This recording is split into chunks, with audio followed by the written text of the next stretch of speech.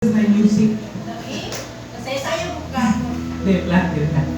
Kana, naramay pangutana, kinsa diri ang wakagi nga sa tanyang sitwasyon sa itong kinabuhi na batiuntag, gianukan tag problema nga pangsulay.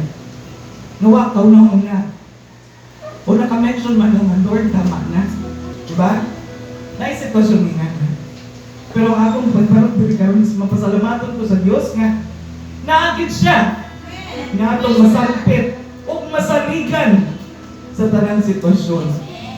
No, basta ang ato lang is makamaulang tamo-damo, musalig, musalpit, diyan na.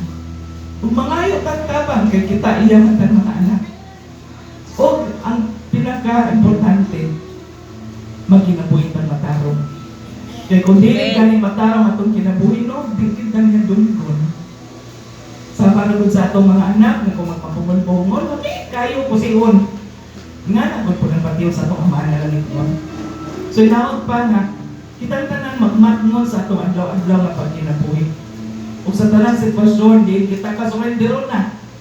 Kapilan na po na naitabog na ako sa atong po yung single naman sa ate. Pero di, lain man tag level o sitwasyon sa kinabuhi.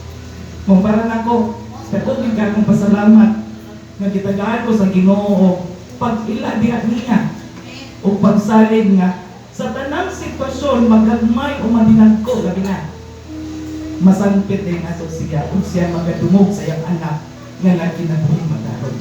Ang tanang doon ni Maya, ihalan sa atong buhay.